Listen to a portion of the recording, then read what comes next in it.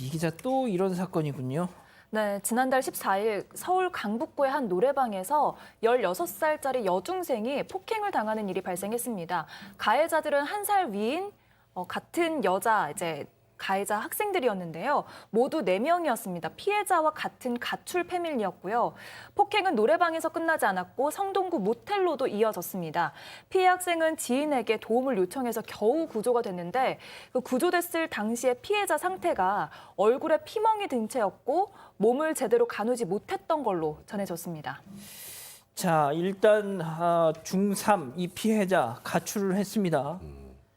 근데 혼자 숙식을 해결하기 어려운데 1살 많은 선배들 4명이 이미 가출을 해서 자기들 무리를 지어서 살고 있어요. 네. 그러면 일단 거기에 가담하는 것이 가장 일단 먹고 자는 건 해결할 수 있으니까 일단 시키는 것도 뭐 그대로 할 수 있는 하게 되겠고요. 근데 이제 시키는 게 좀 굉장히 충격적입니다. 도를 좀 많이 넘었어요. 이 피해 학생의 어머니가 우연히 이 피해 학생의 핸드폰을 보게 됐는데 내용이 굉장히 충격적입니다. 일단 인스타에 조건 만남에 대한 스토리가 있었던 거예요. 뭐 어떻게 해야 되는지, 가격은 얼마를 받아야 되는지. 근데 이 내용이 저는 맨 처음에 무슨 택시 얘기인가라고 생각을 했어요. 그냥 아무 생각 없이 봤을 때. 자세히 보시면 오늘 이상해요. 계속 잡고 있는데 잘 안 잡혀요. 저게 피해 학생입니다. 그죠? 근데 네. 저게 택시가 아니고요. 저 가해 학생들 그럼 오늘 안에만 50만 원을 채워놔. 택시를 안 잡히는데 50만 원을 채워놔. 이게 앞뒤가 안 맞잖아요. 아하. 저게 성매매입니다. 성매매 조건 만남을 할 남성이 잘 안 잡힌다는 소리였던 거고요.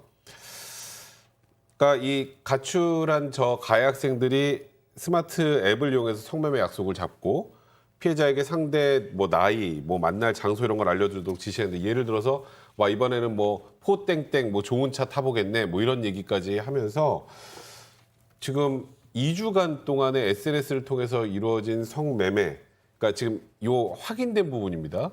이게 2주 만에 최소 25회, 그리고 성매매 대가가 900만 원 상당에 이르는데 이 모든 금액을 다 갈취한 겁니다.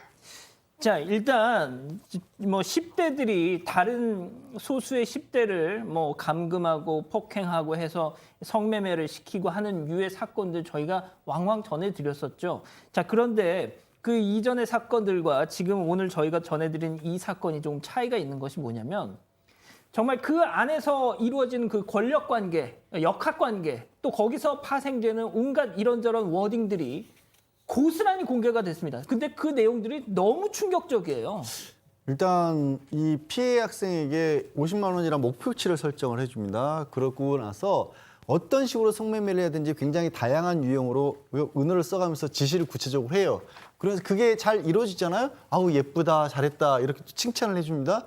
그랬다가 만약에 또 그거를 제대로 못하지 않습니까? 그때부터 어마어마하게 또 막 욕설을 퍼부으면서 글자 그대로 뭐 정말 가만두지 않겠다, 뭐 생명을 위협하는 그런 말들 해요. 그럼 어떻게 되냐면 당하는 피해 학생 입장에서는요 정신을 못 차리는 거예요. 아하. 뭔가 정상적인 판단을 할 그런 여지를 안 줘버리는 거예요. 그리고 딱 뭐 성매매를 하러 갈 때도 이 가해자들이 이 차를 보내서 그걸 태워서 보내고 기다리고 있다가 딱 데려오는 겁니다. 그러니까 외부랑 격리됐죠. 뭐 칭찬 받았다가 또 막 이게 뭐 두들겨 맞았다 그러면 그냥 어떻게 다른 생각을 못 하게 되는 거예요.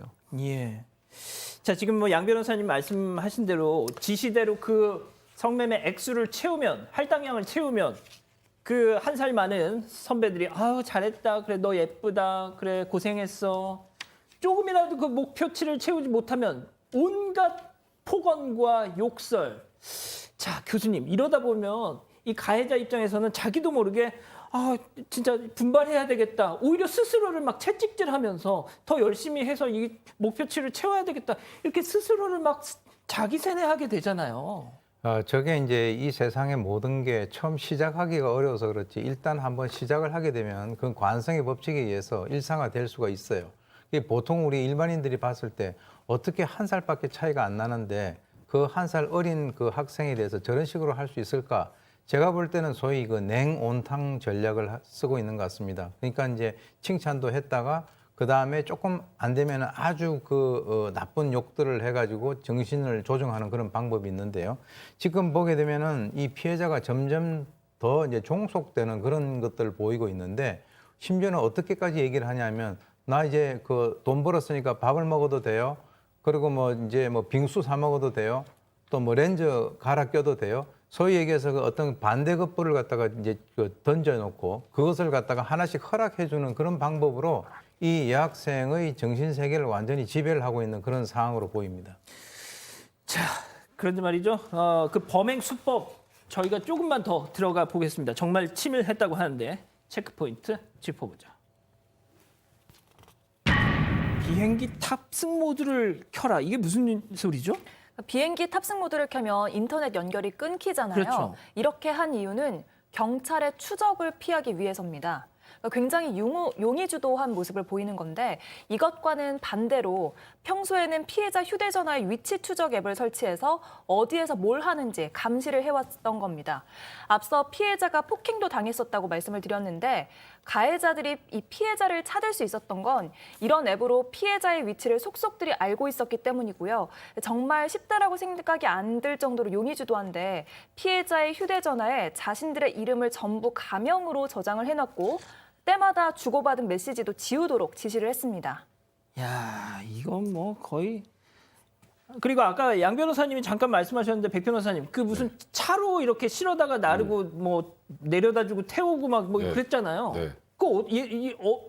그 운전면허 딸 수 있습니까? 미성년자고 당연히 운전면허 딸 수 없고요. 그리고 당연히 렌터카도 빌릴 수가 없습니다. 그래서 저도 이 범죄, 이 수법을 전체로 보면서 조금 전에 이수진 기자가 얘기했던 부분도 있고 이 차량 이용하는 것도 너무 놀라웠던 건 예. 비대면 차량 공유 서비스를 이용한 거예요. 그리고 신분증을 위조하거나 도용을 합니다. 그리고 그걸 가지고 휴대전화를 개통해요. 그걸 통해서 차량을 빌리는 거예요. 그러니까 이 여러 가지 단계를 거쳐서 그러니까 외부로부터 이 피해 여학생을 완전히 단절시키고 본인들을 노출이 안 시킬 수 있는 방법을 찾았던 것이고 꼭 가해학생들이 또 모텔도 들락날락 해야 되는 상황 아니었겠습니까? 그때도 역시 다른 사람의 신분증을 제시했던 걸로 확인이 됐습니다. 자, 그런데 말이죠. 그나마 다행이었던 것은 이 피해 여중생이 이 굴레를 빠져나오기 위해서 정말 큰 마음을 먹고 연락을 딱 끊었습니다. 자, 그런데 그 뒤에 이어진 일이 있었죠. 양 변호사님. 굉장히 저는 이 피해 학생이 그래도 그 상황에서 빠져나오려고 노력했다는 것 자체가 진짜 대단한 일이거든요. 그런데 그렇게 연락을 끊고 나니까 이제 뭐 연락 빨리 받아라 하면서 온갖 협박과 욕설이 또 이 문자 메시지를 통해서 쏟아졌던 것이죠. 그리고 심지어 이제 은인의 어머니 찾아가서 너 그동안 했던 일 또 폭로하겠다. 이게 사실 제일 무서웠을 것 같아요. 이 피해 학생 입장에서. 예. 게다가 여기서 그치질 않고요. 찾아냅니다. 정말로 피해자를. 아이고. 피해 학생을 찾아내서 폭행을 했던 거예요. 그리고 폭행을 하다가 경찰에게 적발이 된 겁니다. 오 교수님 마지막으로 좀 정리를 해주시죠. 그 김정환 님이 딱 그 말씀을 하십니다. 제가 하고 싶었던 얘기. 애들 하는 거 보니까 이 진짜 뭐 이른바 포주들이 하는 그 수법 똑같다. 이 10대들이. 네, 맞아요. 어. 제가 볼 때는 뭐 말이 10대지 지금 윤락역 관리하는 그 예전에 그 포주들 하는 것하고 그거 뺨치게 해요. 그러니까 이제 이 사람들을 뭐 우리가 이 10대다 이렇게 우리가 생각을 해서는 안 되는 것 같고요. 또 하나는 이제 이 피해자가 될 수 있는 이 가출하는 그 청소년들 같은 경우에 이 가출하는데 여러 가지 이유가 있겠지만 일단 부모님 떠나가지고 바깥에 나가면 곳곳에 지뢰가 도사리고 있어요. 누가 도와주는 것이 아니라 어떻게 하면 그런 어떤 그 취약점을 이용을 해서 이것을 그 상황을 이용해 먹을까 하는 그런 사람들이 도와주려고 하는 사람들보다 훨씬 많다는 사실, 그것을 꼭 아셔야 될 겁니다. 알겠습니다.